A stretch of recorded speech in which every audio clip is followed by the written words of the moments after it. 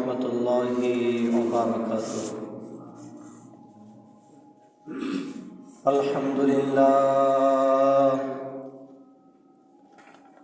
আলহামদুলিল্লাহি আলা ইহসানি ওয়াশ-শুকরু লাহু আলা তাওফীকিহি ওয়া ইমতিনানি। وأشهد أن لا إله إلا الله وحده لا شريك له وأشهد أن سيدنا ومولانا محمدا عبده ورسوله. أما بعد فأعوذ بالله من الشيطان الرجيم. بسم الله الرحمن الرحيم. يا أيها الناس اتقوا ربكم إن زلزلة الساعة شيء عظيم. يوم ترونها تذهل كل مرضعة عما أرضعت وتضع كل ذات حمل حملها وترى الناس سكارى وما هم بسكارى ولكن عذاب الله شديد. وقال تعالى إن الله وملائكته يصلون على النبي يا أيها الذين آمنوا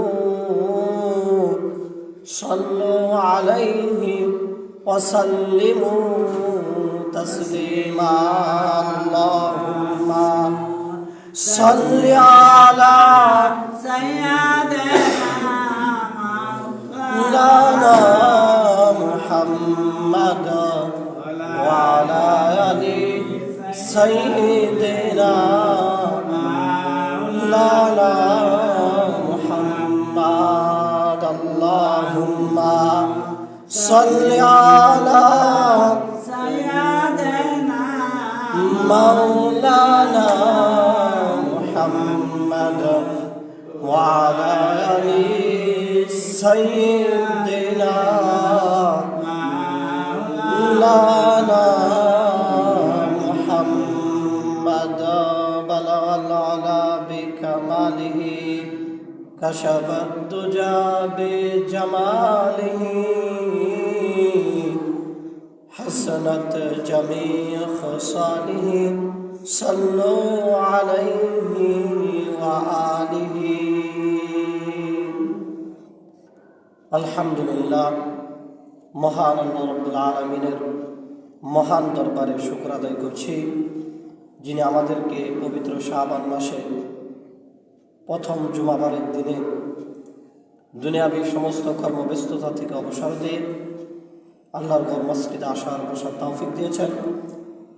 আমরা মহান রব্বুল আলামিনের দরবারে কালিমাত শুকর পড়ে নিচ্ছি আলহামদুলিল্লাহ।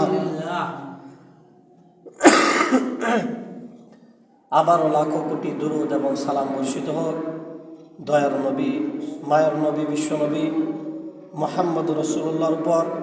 আমরা পড়ছি সাল্লাল্লাহু আলাইহি ওয়াসাল্লাম।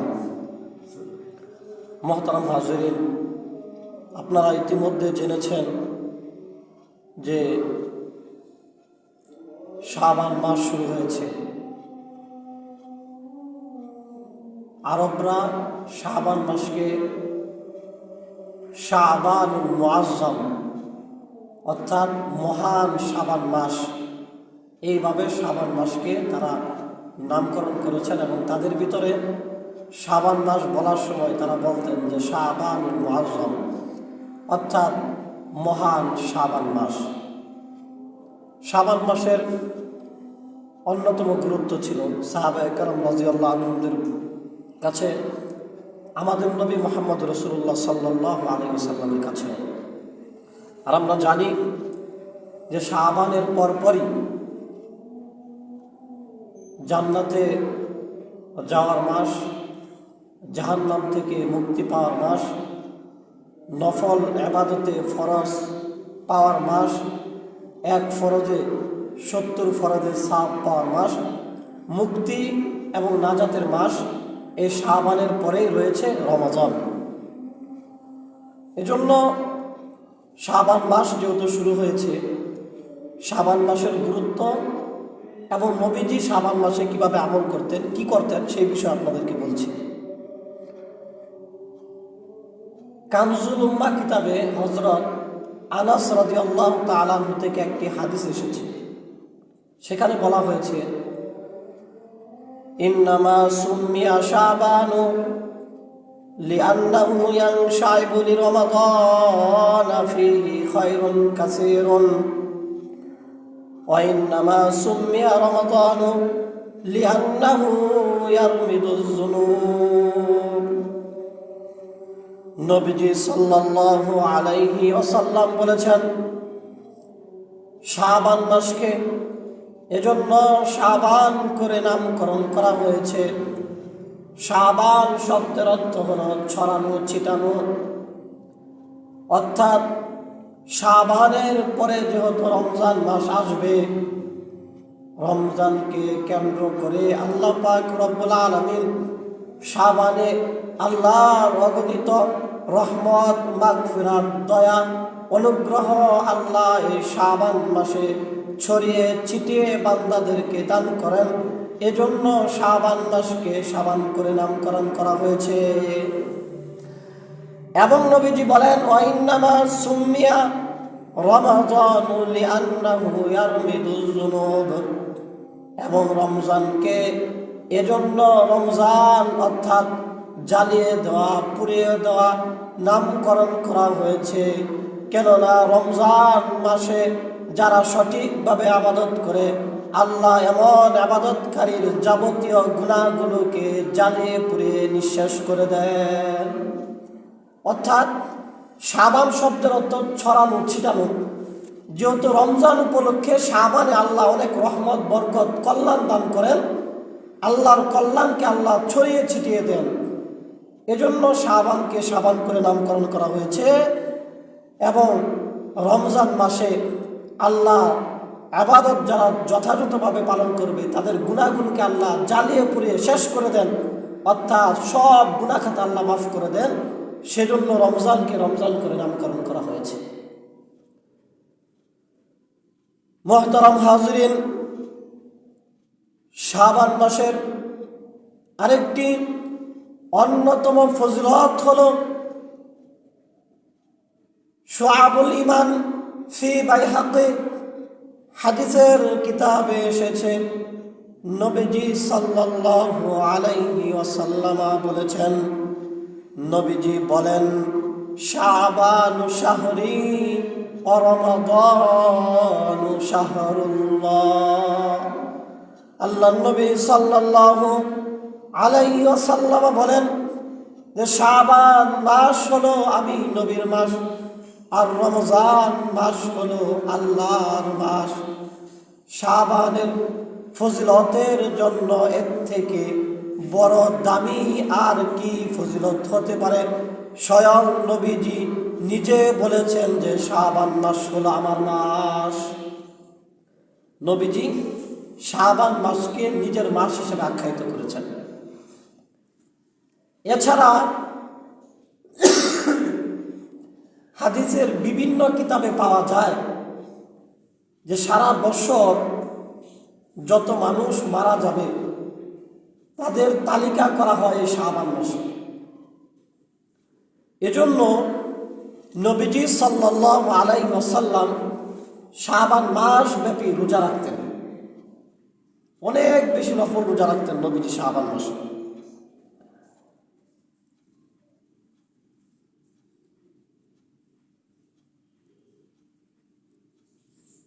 হাদিস শরীফে এসেছে, হযরত আব্দুল্লাহ বিন আবি কাইস রাদিয়াল্লাহু তাআলা আনহু বলেন, عن عبد الله بن أبي قيس سمع عائشة رضي الله تعالى عنها تقول كان أحب الشهور إلى رسول الله صلى الله عليه وسلم أن يصومه شعبان رواه أبو داود أو كما قال النبي صلى الله عليه وسلم। হযরত আব্দুল্লাহ ইবনে আবু কাইস রাদিয়াল্লাহু আনহু বলেন যে আমি আয়েশা রাদিয়াল্লাহু আনহাকে বলতে শুনেছি যে নবীজির কাছে নফল রোজা রাখার জন্য সবচাইতে প্রিয় মাস ছিল শাবান মাস। অর্থাৎ নবীজি শাবান মাসে অনেক বেশি রোজা রাখতেন। তার অন্যতম একটা কারণ, শাবান মাসে সারা বছর যারা মারা যাবে তাদের লিস্ট করা হয়, তালিকা করা হয়। নবীজি অপর হাদিসে বলেছেন, কামা তাঈশুনা তামুতুন ওয়া কামা তামুতুনা তুবআসুন ওয়া কামা তুবআসুনা তুহশারুন।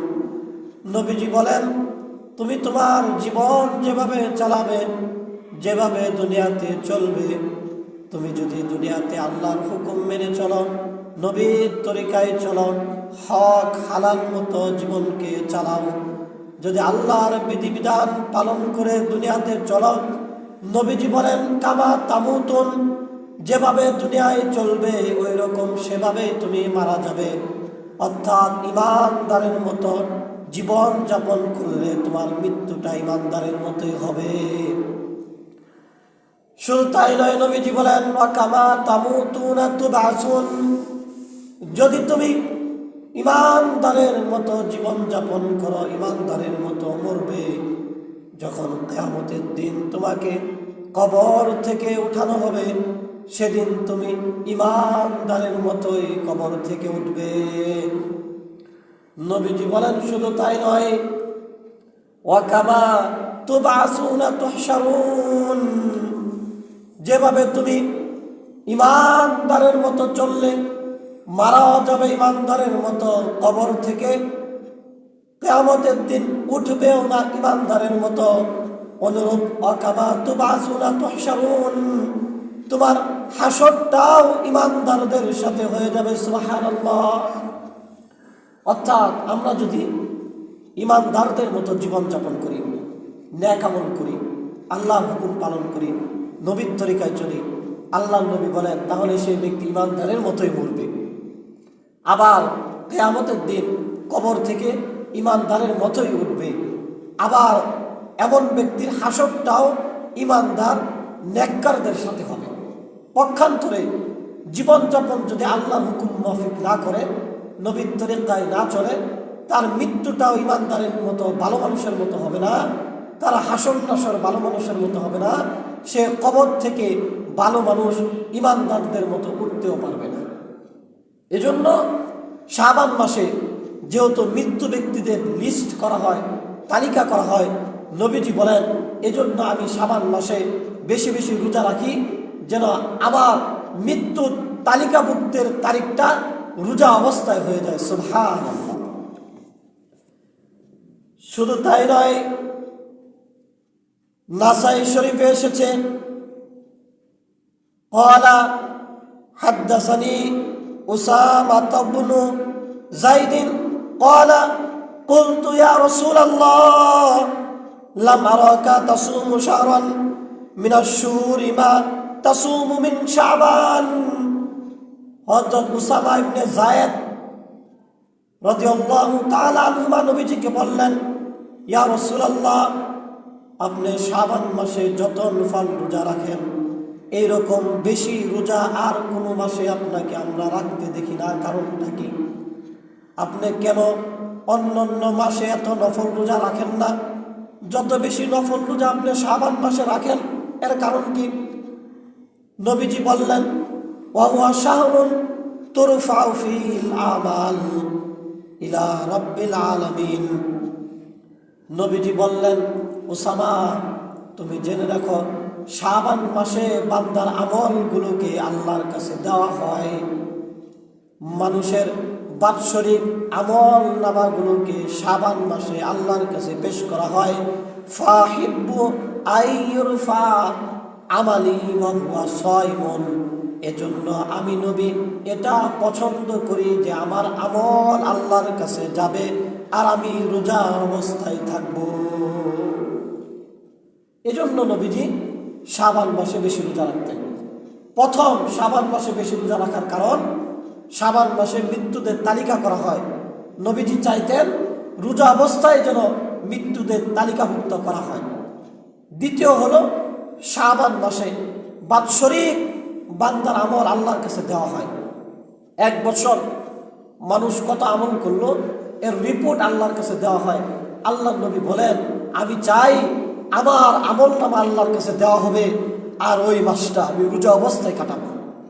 এজন্য নবীজি সাল্লাল্লাহু আলাইহি ওয়াসাল্লাম শাবান মাসে অনেক বেশি রোজা রাখতেন।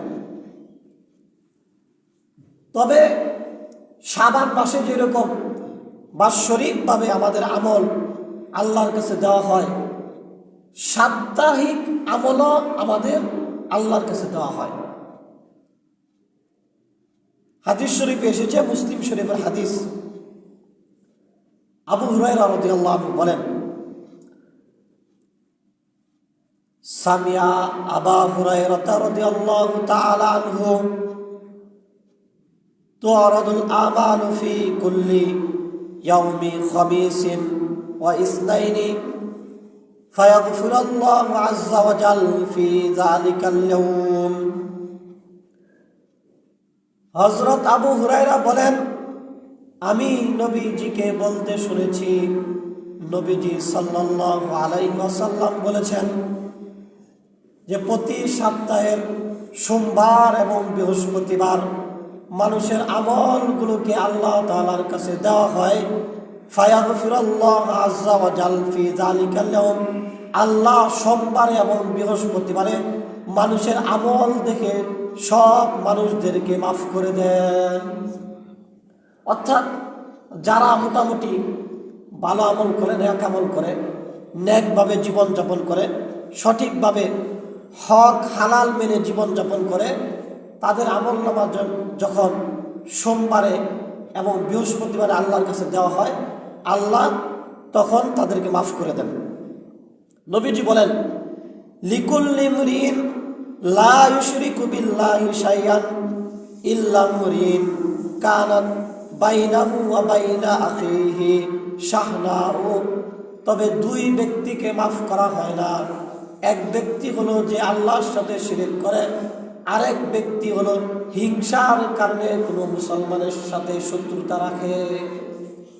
অর্থাৎ কারোর সাথে হিংসা, এমনিতে কোনো ধরনের ঝগড়া বিবাদ নাই, কিন্তু হিংসা করে আর কি, এরকম অপর মুসলমান ভাইয়ের সাথে হিংসা করে। হিংসা বলতে বোঝায় যে কেউ ভালো আছে, ভালো চলে, ভালো থাকে, ভালো খায়, ওইটা দেখলে আমার ভালো লাগে না, আর কিছু না।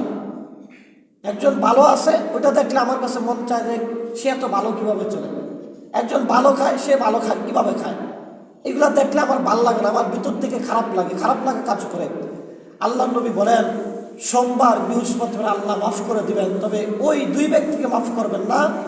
এক নম্বর হলো যে ব্যক্তি আল্লাহর সাথে শিরক করে, দুই নম্বর হলো যে ব্যক্তি হিংসা পোষণ করে, কারো ভালো দেখতে পারে না, এমন ব্যক্তিদেরকে আল্লাহ মাফ করবেন না। তবে একটা সুযোগ আল্লাহ তাআলা দান করেন, আল্লাহর পক্ষ থেকে বলা হয়, ফায়ুকালু কু হাযাইনি হাত্তা ইয়াসতালিহা উরকু হাযাইনি হাত্তা ইয়াসতালিহা, তবে তারা দুইজন যদি এই হিংসার কারণে যে একজন আরেকজনের ভালো দেখতে পারে না, এই যে একটা খারাপ সম্পর্ক যদি তারা মিলে যায়, সংশোধন হয়ে যায়, হিংসা ত্যাগ করে, সে মনকে প্রবোধ দেয়, তার টাকায় তারকে আল্লাহ ভালো রাখে, সে ভালো চলুক, তাতে আমার কি, আমাকে আল্লাহ যেরকম রাখছেন আলহামদুলিল্লাহ, তাকে আল্লাহ যেরকম রাখছেন, আল্লাহ তাকে সচ্ছলতা দিচ্ছেন, ভালো থাকার তৌফিক দিচ্ছেন, সে ভালো থাকুক আলহামদুলিল্লাহ, আমি যেভাবে আছি আলহামদুলিল্লাহ। এইরকম মানসিকতা যখন সে লালন করবে, আল্লাহ বলেন তখন তাদেরকেও মাফ করে দেওয়া হবে। তাহলে বাৎসরিক আল্লাহর কাছে আমাদের আমলের রিপোর্ট পেশ করা হয় শাবান মাসে, সাপ্তাহিক আমলের রিপোর্ট আল্লাহর কাছে পেশ করা হয় সোমবার এবং বৃহস্পতিবারে, এবং প্রতিদিন ফজরের সময় আসরের সময় আমাদের আমলের রিপোর্ট আল্লাহর কাছে দেওয়া হয়। এটা হলো দৈনিক আমলের রিপোর্ট আল্লাহর কাছে দেওয়া হয়। আমরা যারা ব্যবসার সাথে সম্পৃক্ত, ব্যবসা বাণিজ্য করি, আমরা প্রতিদিন আমাদের ব্যবসার একটা হিসাব করি দোকান বন্ধ করার সময়। কখনো কখনো এক সপ্তাহ পরে পরে, যেদিন সাপ্তাহিক দোকান বাজার বন্ধের দিন, ওই দিন আমরা আবার হিসাবটা টান দিই। আবার বাৎসরিক হালখাতা করে আমরা আমাদের হিসাবগুলো টান দিই।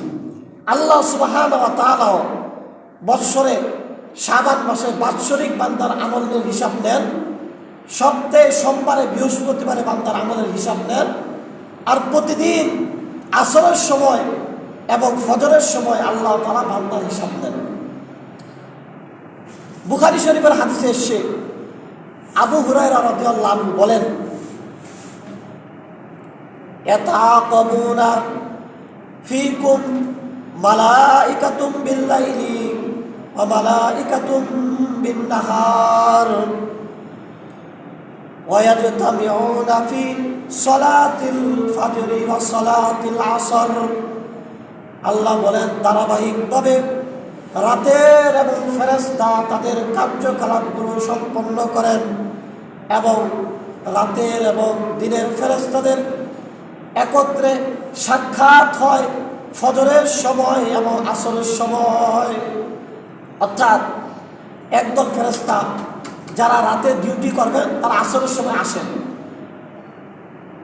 তারা ফজর পর্যন্ত ডিউটি করেন। আর যারা দিনের বেলা ডিউটি করবেন তারা ফজরের সময় আসেন, আসরের সময় ডিউটি করেন। তাহলে এই যে দুই দল ফেরেশতা রাতের এবং দিনের, এই দুই দলের সাক্ষাৎটা ঘটে আসরের সময় এবং ফজরের সময়। মানুষের আমলগুলো পর্যবেক্ষণের সূচনা হয় ফজরের নামাজ দিয়ে, শেষ হয় আসরের নামাজ দিয়ে। আল্লাহ সুবহানাহু ওয়া তাআলা ফায়াসআলুহুম ওয়া হুয়া আ'লামু বিহিম, আল্লাহ সব কিছু জানেন, জানার পরেও হাদিসে এসেছে ফায়াসআলুহুম, আল্লাহ রাতের ফেরেশতা এবং দিনের ফেরেশতাদেরকে প্রশ্ন করেন, ওয়া হুয়া আ'লামু বিহিম, যদিও আল্লাহ সব জানেন। আল্লাহ তো সব জানেন, আমরা কে কখন কোথায় কি করছি সব জানেন, জানার পরেও ফেরেশতাদেরকে প্রশ্ন করেন। আল্লাহ বলেন, কাইফা তারাকতুম ইবাদি, যে আমার ফেরেশতারা আমার বান্দাদেরকে কোন অবস্থায় তোমরা রেখে এসেছো। যখন দিনের ফেরেশতা আসরের সময় আল্লাহর কাছে যায়, আল্লাহ বলেন, ও ফেরেশতারা আমার বান্দারা কি করে, কি দেখে আসছো। আবার রাতের ফেরেশতা যখন ফজরের সময় যায়, আল্লাহ তাদেরকে প্রশ্ন করে, ও আমার ফেরেশতারা আমার বান্দাদেরকে কি অবস্থায় তোমরা রেখে এসেছো। যদিও আল্লাহ সব জানেন। ফায়াকুলুনা, তখন ফেরেশতারা বলেন, তারাকনাহুম ওয়া হুম ইউসাল্লুন ওয়া আতাইনাহুম ওয়া হুম ইউসাল্লুন। ফেরেশতারা বলেন, আল্লাহ যখন তাদের কাছে আমরা গিয়েছি, যাওয়ার পরেও দেখি তারা আসরের নামাজ পড়ে, যখন ফজরের সময় আমরা তাদেরকে রেখে চলে আসছি তখনও দেখি তারা ফজরের নামাজ পড়ে। এইরকম ফেরেশতারা আল্লাহর কাছে মানুষের আমলের রিপোর্ট পেশ করেন। সুতরাং আল্লাহ যেই বান্দারা ফজরের নামাজ এবং আসরের নামাজ নিয়মিত আদায় করেন, ফেরেশতারা সব সময় এই দুই ওয়াক্ত নামাজ আদায়কারীর পক্ষে আল্লাহর কাছে ভালো রিপোর্ট দেয়, যে আমরা গেলেও দেখি আপনার বান্দা নামাজ পড়ে, যখন তাদেরকে রেখে চলে আসি তখনও দেখি তারা নামাজ পড়ে। এইভাবে আমাদের আমলের হিসাবগুলো আল্লাহ তাআলার কাছে দেওয়া হয়। এজন্য মুহতারাম হাজিরিন, শাবান মাসে যেহেতু আমাদের আমলগুলো আল্লাহর কাছে যাবে, শাবান মাসে যেহেতু সারা বছর যারা মারা যাবে তাদের তালিকা করা হবে। এজন্য আমাদের উচিত শাবান মাসে বেশি বেশি নেক আমল করা।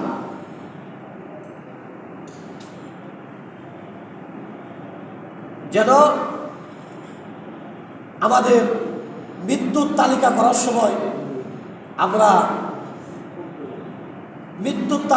সময় যেন আমরা রোজাদার অবস্থায় থাকি। আমাদের আমলগুলো যখন আল্লাহর কাছে দেওয়া হবে তখন যেন আমরা রোজা অবস্থায় থাকি। এজন্য নবীজি সাল্লাল্লাহু আলাইহি ওয়াসাল্লামের অন্যতম আমল ছিল নবীজি শাবান মাসে ধারাবাহিকভাবে রোজা রাখতেন। আয়েশা রাদিয়াল্লাহু আনহা বলতেন, নবীজি শাবান মাসে রোজা রাখা শুরু করলে মনে হতো নবীজি মনে হয় আর রোজা ছাড়বেন না, মনে হয় 1 মাস রোজা রেখে ফেলবেন, এইরকম রোজা রাখতেন। তাহলে আমরা চেষ্টা করবো শাবান মাসে বেশি বেশি নফল রোজা রাখার। একটা হলো আমাদের আমল আল্লাহর কাছে যাবে, এজন্য রোজা রাখবো। মৃত্যুর তালিকা করা হবে, এজন্য আমরা রোজা রাখবো। যেন রোজা অবস্থায় যদি আমাদের মৃত্যুর তালিকায় আমাদের নাম উঠায়, আমাদের নামটা যেন রোজা অবস্থায় থাকে। আমাদের আমল শাবান মাসে আল্লাহর কাছে যাবে, আমরা যেন রোজা অবস্থায় থাকি, এই অবস্থায় আমাদের আমলগুলো আল্লাহর কাছে যায়। আরেকটা হলো সামনে যেহেতু রোজা আসতেছে, ফরজ রোজা অনেক গুরুত্বপূর্ণ। বুখারী শরীফের এক হাদিসে আসছে, যদি কেউ একটা ফরজ রোজা নষ্ট করে, তার যদি সম্ভব হয় সারা জীবন রোজা রাখা, যদি সারা জীবনে রোজা রাখে, রমজানের একটা ফরজ রোজা সমান হবে না। এত গুরুত্ব রমজানের রোজা রাখা। এজন্য শাবানে আমরা নফল রোজা রেখে ফরজ রোজা রাখার একটা অভ্যাস করে দেব। যেমন আমরা ফরজ নামাজের আগে 2 রাকাত 4 রাকাত সুন্নত নামাজ আছে। ফরজ নামাজের আগে আমরা মসজিদে 2 রাকাত তাহিয়াত দুখুলুল মসজিদ নামাজ পড়ি। এই নামাজগুলো এজন্যই পড়ি, ফরজ নামাজের আগে সুন্নতগুলো এজন্যই পড়ি যাতে আমাদের ফরজটা সুন্দর হয়। তাহলে ফরজ রোজার আগে আমরা শাবান মাসে কিছু নফল রোজা রাখবো, এজন্য যেন রমজানের ফরজ রোজাগুলো আমাদের সুন্দর হয়। আরেকটা হলো মা বোনদের জন্য,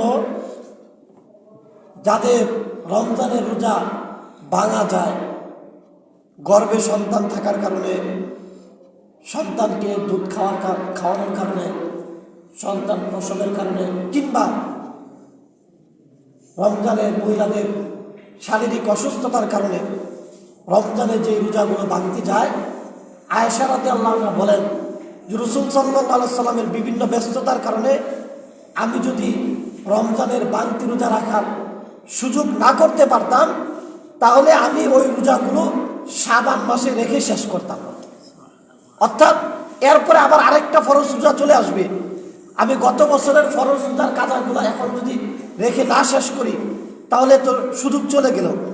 এজন্য যে সমস্ত মা বোনদের বিগত রমজানের ফরজ রোজার কাজা রয়েছে, সেগুলো এই শাবান মাসে রেখে শেষ করতে হবে।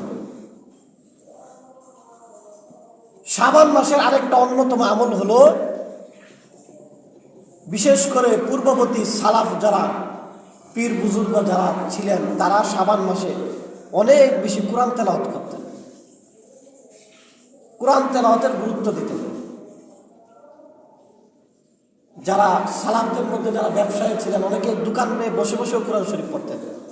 অর্থাৎ কাজকর্মের ফাঁকে যে সময় থাকতো কোরআনের মধ্যে ব্যয় করতেন। কারণ আমরা জানি রমজান মাসে আল্লাহ কোরআন অবতীর্ণ করেছেন, রমজানের জন্য কোরআন শরীফ পড়ার অভ্যাসটা পাকাপুক্ত হয়ে যায়। এর অভ্যাসটা তারা শাবান থেকে শুরু করতেন। এজন্য শাবান মাসের অন্যতম আরেকটা আমল হলো অধিক পরিমাণে কোরআন তেলাওয়াত করা। শাবান মাসের আরেকটা আমল, সাহাবায়ে কেরাম রাদিয়াল্লাহু আনহুম, তাবেঈগণ, সালফে সালিহিনগণ, তাদের জীবনী পড়লে জানা যায় তারা রমজান কিভাবে অতিবাহিত করবেন তার একটা পরিকল্পনায় শাবান মাসে করে নিতেন। যেমন আমরা যদি ধরেন সামনের সপ্তাহে ধান লাগানোর সময় থাকে, রোয়া লাগানো লাগবে। আমাদের যদি বেড়ানোর দরকার হয় এই সপ্তাহে বেড়াতে যাই, যে সামনের সপ্তাহে সময় নেই, ক্ষেত লাগাইছি। স্বাভাবিক ধান কাটার সময় যদি আত্মীয় স্বজনদের দাওয়াত দেওয়ার হয় যে এই সপ্তাহে সবাই দাওয়াত দাও, সামনের সপ্তাহে দাওয়া লাগবে, আর দাওয়াত খাওয়ানোর সময় নেই, দাওয়াত খাওয়ানোর সময় নেই।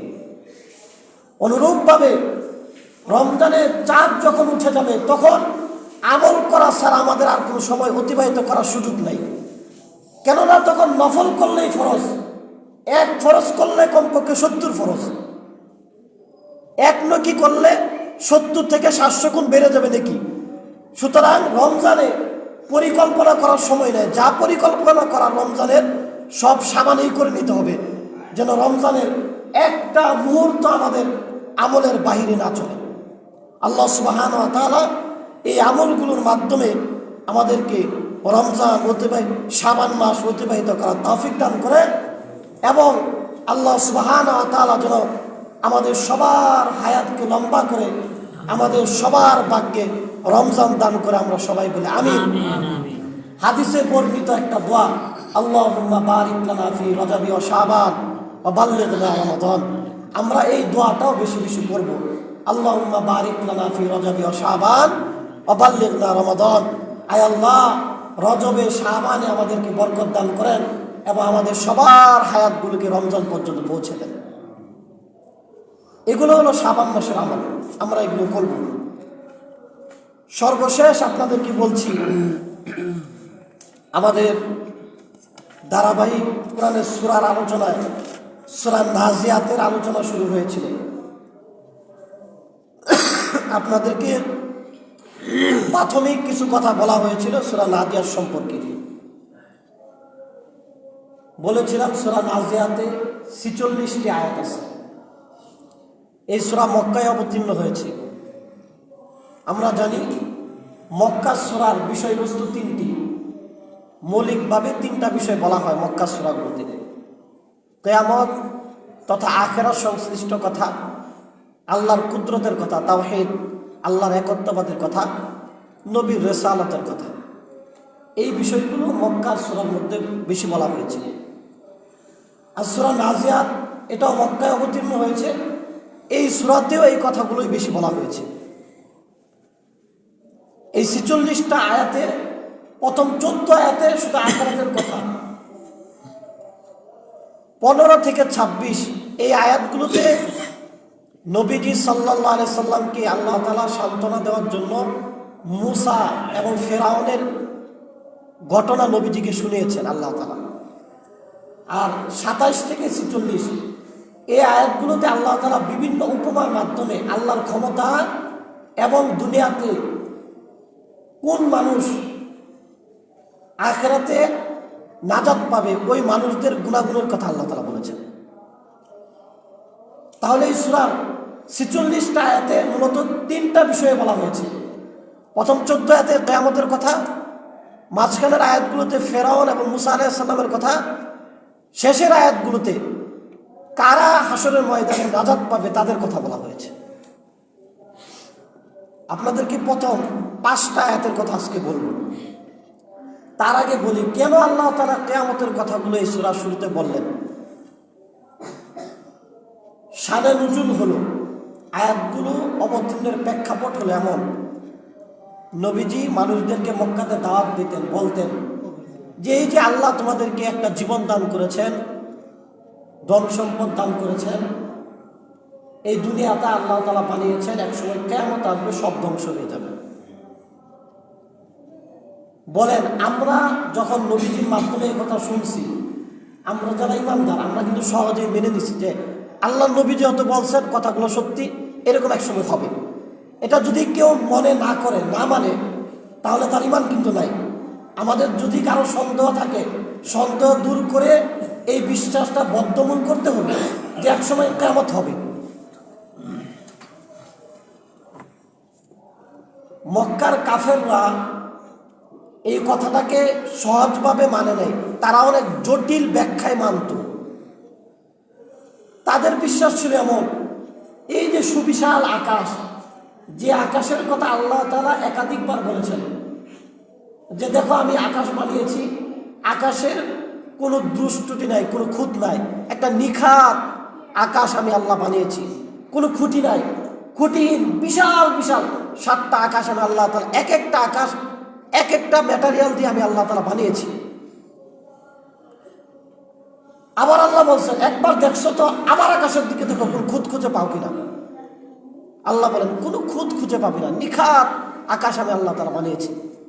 আর কিয়ামত কি, এই নিখাত আকাশগুলো ভেঙে ভেঙে পড়ে যাবে, চূর্ণ বিচূর্ণ হয়ে যাবে। এই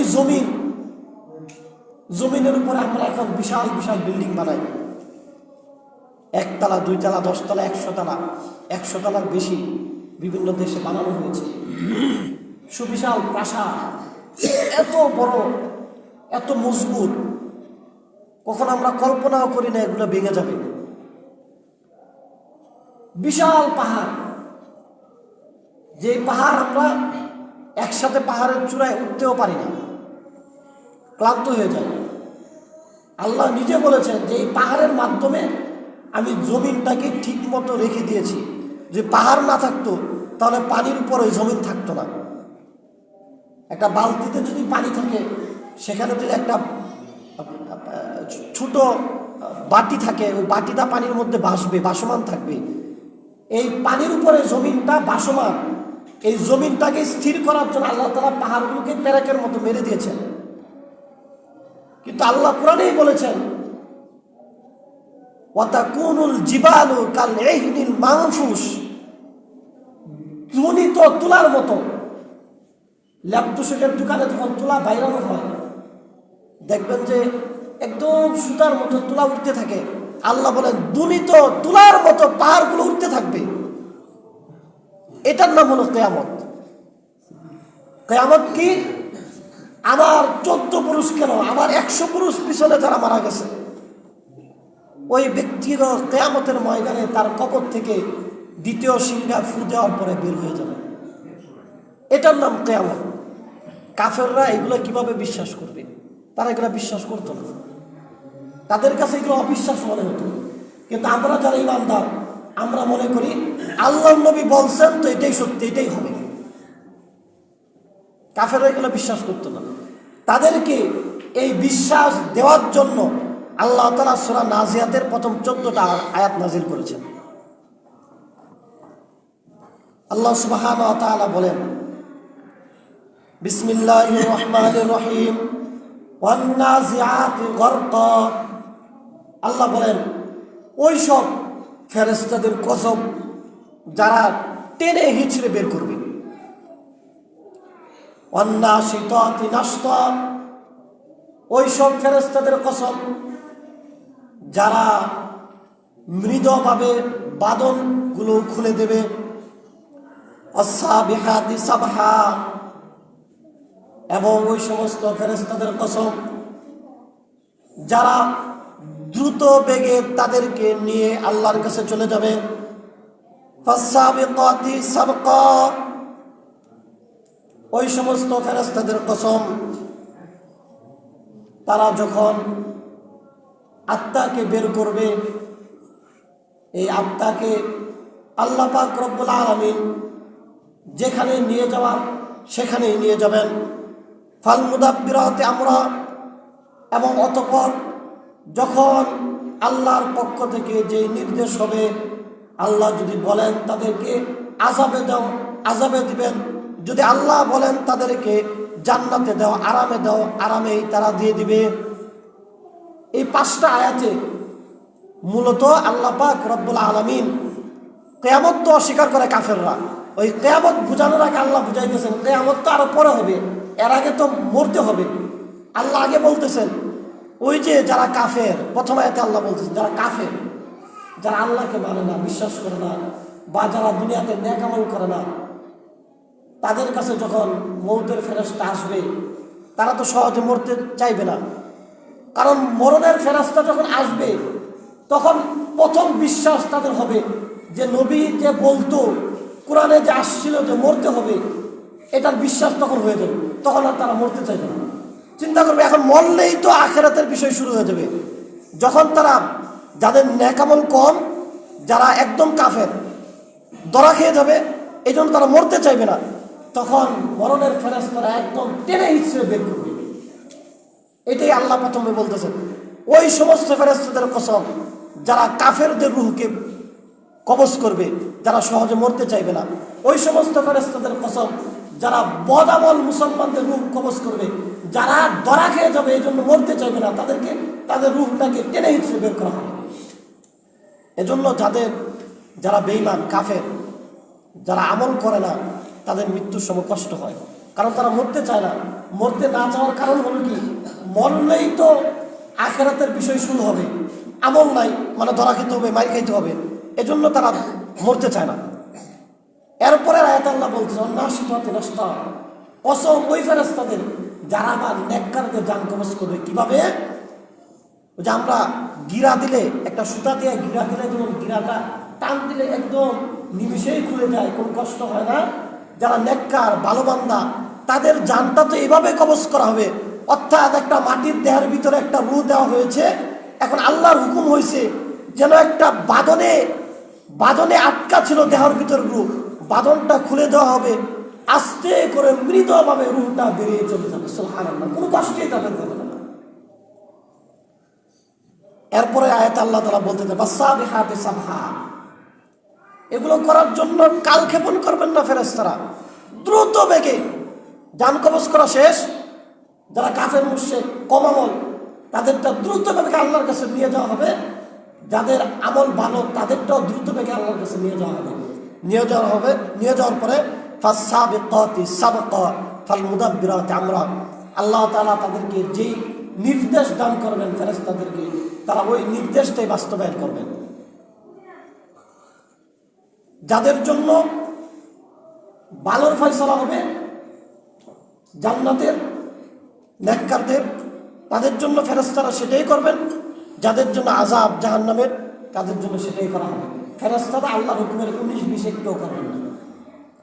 এই যে 5টা আয়াতে আল্লাহ সুবহানাহু ওয়া তাআলা আমাদের মৃত্যুকালীন এই বিষয়গুলো বললেন, এই বিষয়গুলো আরো সহজভাবে বোঝার জন্য আপনাদেরকে অনেক বড় একটা হাদিসের অর্থগুলো এবং কিছু বিষয় আপনাদেরকে বলছি। মুসনাদে আহমদ শরীফে হাদিসটা আসছে, বর্ণনা করেছেন বারা ইবনে আযিব রাদিয়াল্লাহু আনহু। তিনি বলেন, খরাজনা মান নবী সাল্লাল্লাহু আলাইহি ওয়াসাল্লাম ফি জানাজাতি রাজুলিন মিনাল আনসার। বারা ইবনে আযিব রাদিয়াল্লাহু আনহু বলেন যে একবার আমরা রাসূলুল্লাহ সাল্লাল্লাহু আলাইহি সাল্লামের সাথে এক আনসার সাহাবীর জানাজা নামাজ পড়ার জন্য গেলাম।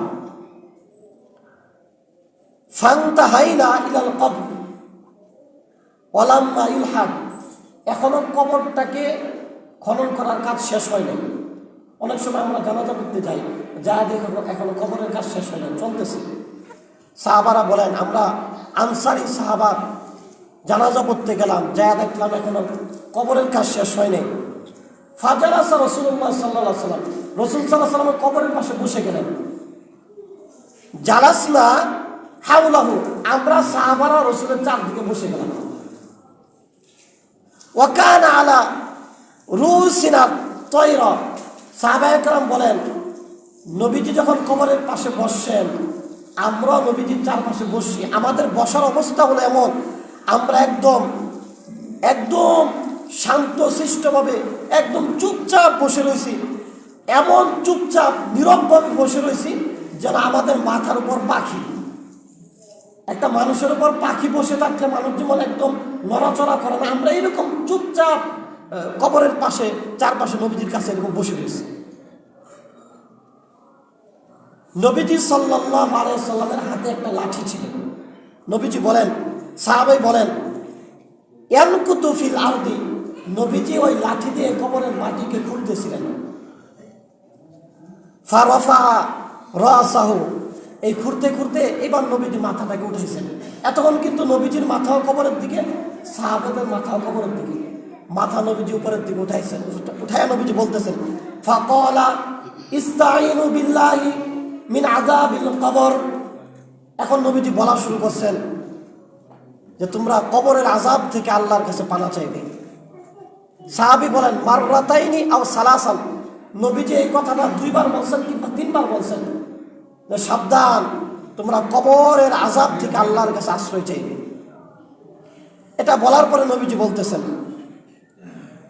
ইন্নাল আবদাল মুমিনান, যে যখন কোনো মুমিন বান্দা মৃত্যুর সময় গণায় আসে, দুনিয়ার জীবন শেষ, তার মরতে হবে, মুমিন বান্দার মৃত্যুর সময় গণায় আসে, তখন আসমান থেকে একদল ফেরেশতা অবতীর্ণ হয়, সাদা পোশাকধারী একদল ফেরেশতা আসে। নবীজি বলেন কাশামস, তাদের উজ্জ্বলতা সূর্যের মতো। আসার পরে ওই ফেরেশতারা ওই মুমিন ইমানদার ব্যক্তি চারপাশে বসে যায়। ফেরেশতারা কতগুলো ফেরেশতা আসবে? নবীজি বলেন যত দূর চোখ যায় ওই মুমূর্ষ ব্যক্তি শুধু ফেরেশতাদেরকে দেখতে পায়, এত ফেরেশতা। নবীজি বলেন এবং ওই ফেরেশতাদের হাতে সুগন্ধি আতর থাকে, ফেরেশতাদের হাতে জান্নাতি কাফনের কাপড়ও থাকে। এরপরে কি হয়? সুম্মা ইয়াজিউ মালাকুল মাউত, প্রথমে আজরাইল আসে নাই, আগে জান্নাতির একদল ফেরেশতা আসছে, আয়েশা ইমানদার ব্যক্তিকে 4 পাশ দিয়ে ঘিরে রাখছে। এরপরে মৃত্যুর ফেরেশতা আজরাইল আসছে। আজরাইল আলাইহিস সালাম এসে ওই ব্যক্তির, ইমানদার ব্যক্তির ইয়াজলিসু ইনদা রাসি, মাথার কাছে বসে, ফায়াকুলু, এবং বলতে থাকে আইয়াতুহান নাফসুত তাইয়্যিবা, ওহে ভালো মানুষ, উখরুজি ইলা মাগফিরাতিন মিনাল্লাহি ওয়া রিদওয়ান, তুমি চলে আসো তোমার রবের সন্তুষ্টি এবং দয়ার দিকে চলে আসো।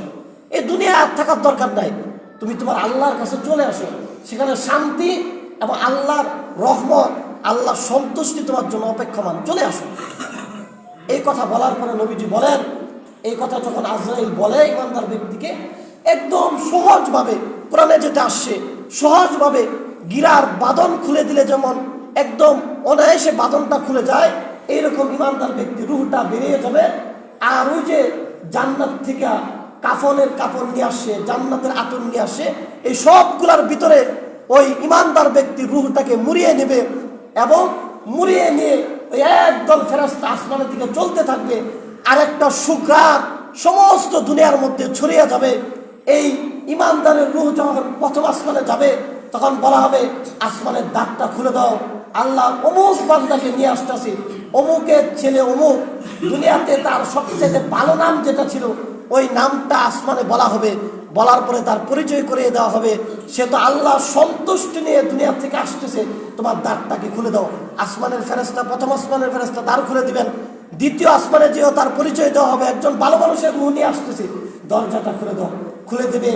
এইরকম খুলতে খুলতে সব আসমানকে ব্যাপ করে আল্লাহর কাছে যখন নেওয়া হবে, তখন আল্লাহর কাছে নেওয়ার পরে তার পরিচয় দেওয়া হবে যে আল্লাহ আপনার অমুক বান্দাকে নিয়ে এসেছি, সে দুনিয়াতে আপনার বিধান অনুযায়ী জীবনযাপন করেছে। বলার পরে আল্লাহ পাক রব্বুল আলামিন তখন ওই বান্দাকে বলবেন যে তাকে ইল্লিনে পাঠিয়ে দাও, জান্নাতে তাকে পাঠিয়ে দাও, এবং তার রূহটাকে সাময়িকভাবে আবার কবরে নিয়ে তার কবরের বিচার কার্য তাকে করে তাকে নিয়ে আসো। এরপরে যখন কবরে নেওয়া হবে, কবরের যে প্রশ্নগুলো, সেই প্রশ্নগুলো করা হবে।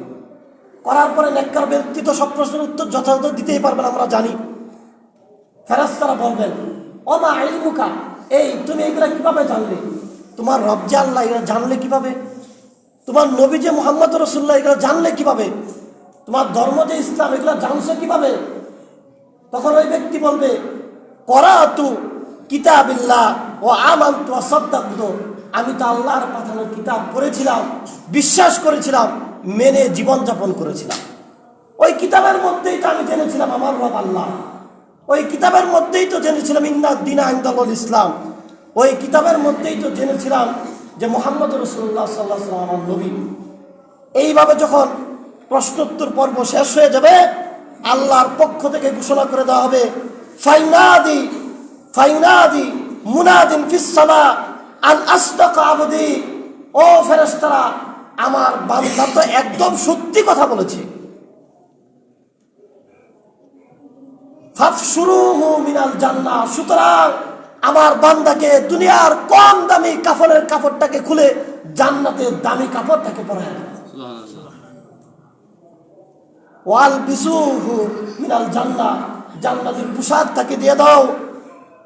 ওয়াফতাহু লাহু বাবাম মিনাল জান্নাহ, যে কবরে তাকে রেখে এসেছে ওইখানে আলো নাই, বাতাস নাই, ফ্যান নাই, কোনো কিছু নাই, এই অন্ধকার কবরে জান্নাতের সাথে একটা দরজা খুলে দাও, জান্নাতি বাতাসের ব্যবস্থা এই কবরের মধ্যে তুমি করে ফেলো। পক্ষান্তরে যদি গুনাহ করা হয় সম্পূর্ণ বিপরীত কাজ হবে। মারা যাওয়ার সময় মরতে চাইবে না, টেনে হিসেবে রূহকে নেওয়া হবে। এক হাদিসে আসছে, যারা গুনাহগার, যারা বেঈমান, তারা যখন মরতে চাইবে না, রূহ কি ইয়াসআলুনাকা আনির রূহ কুলির রূহ মিন আমরি রাব্বি, রূহ হলো কোরআনের ভাষ্য মতে আল্লাহর আদেশ। আল্লাহ বলবেন যে এটা জীবিত, জীবিত আল্লাহ বলবেন এটা মৃত, মরবে, বাস মরে যাবে, শেষ। আল্লাহর হুকুমের উপর আমাদের এই রূহটা। সুতরাং আল্লাহ তাআলা যখন কাফেরকে বলতেছে এই কাফের তুই মর, তার মরার সময় হয়েছে, তখন সে মরতে চায় না। আল্লাহর এই রূহটা তো আল্লাহর হুকুম, এটা একসময় মাথার কাছে যায়, ফেরেশতা মাথার মধ্যে ধরতে চায়, সে আবার দৌড়ায় পায়ের কাছে চলে আসে। তখন ফেরেশতারা তো আল্লাহর হুকুম বাস্তবায়ন করবে, মারতে হবে। তখন ফেরেশতারা কি করে, পায়ের মাথার একখানতে মনে করে চিপানো শুরু করে। আমরা অনেক সময় পাইপ দিয়ে পানি করার সময় পাইপের এক মাথা চিপতে চিপতে চিপতে ওই মাথাতে বের করি, মাথা থেকে এইভাবে চিপা শুরু করবে রুহটাকে নেওয়ার জন্য। সারা শরীর এইভাবে নিতে নিতে নিতে নিতে এক সময় একদম পায়ের পাতা দিয়ে রুহটাকে বের করা হবে। ইমানদারদের রুহটা তো হচ্ছে বাঁধন খোলার মতো। তবে আমি আমার এই গৃহটা যদি খুলে দিই, খুলে দিলাম, শেষ হয়ে গেছে, ইমানদার মরে গেছে। আর কাফের যখন এইভাবে মারা যাবে, আমরা স্বাভাবিকভাবে অনেক সময় দেখি যাদের আমল ভালো না, গুনাহগার, তারা মরার সময় কি একটা অবস্থা হয়, চেহারাটা কি অবস্থা হয়। তার সামনে কই যে আযাবের ফেরেশতা চারদিক দিয়ে ঘিরে ধরছে। আজরাইল আলাইহিস সালাম আয়েশাই বলছে, আইয়াতুহাল নাফসুল খাবিসা, ও বদবখ, ও পাপিষ্ঠ, বের হ, বের হ, ইলা সাখাতিন মিনাল্লাহি ওয়া গাদাব, আল্লাহর রাগ, আল্লাহর গুসা, আল্লাহর আযাব তোর জন্য অপেক্ষা করতেছে। এগুলো তো সে শুনতেছে আর সামনে দেখতেছে আযাবের একদল ফেরেশতা বসা, সে তো আর মরতে চায় না। টেনে হেসে যখন রূহটা বের করা হবে, আসমানে যখন নেওয়া হবে, কোরআন শরীফের মধ্যে আসে, ইন্নাল্লাযিনা কাযযাবু বিআয়াতিনা ওয়াস্তাকবারু আনহা লা তুফাত্তাহু লাহুম আবওয়াবুস সামাই ওয়া লা ইয়াদখুলুনাল জান্নাহ। ওই কাফের মুশরিকের জন্য এই আসমানের ফেরেশতারা বলবে যে তার জন্য দরজা খোলা হবে না। এই বদবখত, আল্লাহ তার উপর অনেক রাগান্বিত, তার জন্য তো দরজা খোলা হবে না। ওয়ালা ইয়াদখুলুনাল জান্নাত হাত্তা ইয়ালিজাল জামালু ফি সাম্মিল খিয়াত, তার জন্য জান্নাতের দরজা খোলা হবে না। জান্নাতের দরজা খোলা হবে না দৃষ্টান্ত হলো, সুইচের ছিদ্র দিয়ে উট প্রবেশ করা যেমন অসম্ভব, এমন কাফের মুশরিকের জন্য জান্নাতের দরজাটা খোলা অসম্ভব। এটা কোরআনের আয়াত। তখন বলা হবে, যেহেতু তাকে ইল্লিনে উপরে নেওয়ার কোনো সুযোগ নাই, সুতরাং জমিনের নিচে যে জাহান্নাম আল্লাহ বানায় সিজ্জিন, তাকে জমিনের নিচে সিজ্জিনে নিয়ে যাবে। যখন তাকে কবরের প্রশ্নগুলো করা হবে, সে তো বলবে লাভ দিয়ে আমি পারি না, জানি না, আমার রব্বুকা, এগুলা যখন বলা হবে সে বলবে পারি না, জানি না। তখন তাকেও বলা হবে, জান্নাতীদেরকে যেরকম বলা হয়েছে জান্নাতের বিছানা দাও, জান্নাতের পোশাক দাও, জান্নাতের দরজা খুলে দাও, সম্পূর্ণ বিপরীত বলা হবে, জাহান্নামের বিছানা দাও, জাহান্নামের পোশাক দাও, জাহান্নামের সাথে দরজা খুলে দাও, এরকম বলা হবে। নবীজি সাল্লাল্লাহু আলাইহি ওয়াসাল্লাম হাদিসের শেষে বলেন, নেককাররা যখন এগুলো পাবে তখন বলতে থাকবে, কিয়ামত না হইলেই কি, জান্নাত জাহান্নামের ফয়সালা না হইলেই কি, আমি তো কবরের মধ্যে শান্তিতে আছি, কত শান্তি, কত শান্তি। আর জাহান্নামীরা বলতে থাকবে যে কবর এত ভয়ঙ্কর, কিয়ামতটা তাড়াতাড়ি হোক, তাড়াতাড়ি যেন কিয়ামত হয়ে যায়, এই কবরের আযাব থেকে আমরা বেঁচে যাই। আল্লাহ পাক রব্বুল আলামিন এই কথাগুলো সূরা নাজিয়াতের প্রথম 5টা আয়াতে বুঝাইলেন যে ও কাফেররা, তোমরা কিয়ামতের দিনের কথা বিশ্বাস করো না? আরে কিয়ামত তো অনেক পরে হবে, এর আগে যে আমি তোমাদের মৃত্যু এবং কবরের যে বিষয়গুলো রাখছি, আমি আল্লাহ সেগুলোর কসম করে বলতেছি, কুলুবু ইয়াউমাইযি ওয়াজিফা আবসারিয়া খাশিয়া ইয়াকুলুনা ইন্না লামারদুদুনা ফিল হাফিরা। আল্লাহ তাআলা বলতেছেন ওই কিয়ামত তো আসবেই, তার আগের যে বিষয়াদিগুলো সেগুলোই তো আমি আল্লাহ তাআলা ব্যবস্থা করে রেখে দিয়েছি। কিয়ামত অস্বীকার করো এটা পরে, আগে তোমার এই মৃত্যু কবর এগুলোকে অস্বীকার করবে কিভাবে? মুহতারাম হাজরিন, আল্লাহ পাক রব্বুল আলামিন আমাদেরকে এই হাদিস এবং সূরা নাজিয়াতের প্রথম 5 আয়াতের আলোচনা দিয়ে আখিরাতের বিশ্বাসটাকে অন্তরে তাজা করার তৌফিক দান করুন। প্রতিনিয়ত আমরা এগুলো দেখি, চোখের সামনে মানুষ মরে, বন্ধু বান্ধব মরে, বয়সে কম মরে, রাস্তাঘাটে মরে, যুবক মানুষ মরে, সুস্থ মানুষ মরে, প্রতিনিয়ত আমরা দেখি। মুরব্বীরা বলেন আমাদের অবস্থা যেন এই বাজারের কসাইখানার ছাগলের মতো না হয়, এক ছাগলকে জবাই করে আরেক ছাগল ঘাস খায়। আমাদের অবস্থাগুলো যেন এমন না হয় যে আমার সামনে আমার বন্ধু বান্ধব, আমার থেকে কম বয়সে সুস্থ মানুষ মারা যাচ্ছে, আর আমি দুনিয়াতে এত বেশি মগ্ন যে আমি মরবই না, আমার উপর দিয়ে কবর আসবেই না, আমার উপরে মৃত্যু আসবেই না, আমার হাসরের ময়দানে দাঁড়াতে হবেই না। আমাদের এই সেন্স নাই। এই কসাইখানার ছাগলের মতো যেন আমরা না হয়ে যাই, আমরা যেন একটু হুঁশে ফিরি যে মরতে হবে, হিসাবের কাঠ গড়ায় দাঁড়াতে হবে, কবর মৃত্যু এগুলো আমার সামনে, হাসরের ময়দান আমার সামনে। আল্লাহ সুবহানাহু ওয়া তাআলা আমাদেরকে উপলব্ধি করার তৌফিক দান করে। সামনে রমজান আসতেছে, রমজান আসার আগে টুকটাক আমল করে সংশোধন করে নেই, যেন রমজানটা আমল করে আমরা জান্নাতি হতে পারি, জাহান্নাম থেকে নিজেদেরকে বাঁচাতে পারি। আল্লাহ পাক রব্বুল আলামিন আমাদের সবাইকে তৌফিক দান করুন। যারা পরে আসছে ইনশাআল্লাহ কবুল করুন।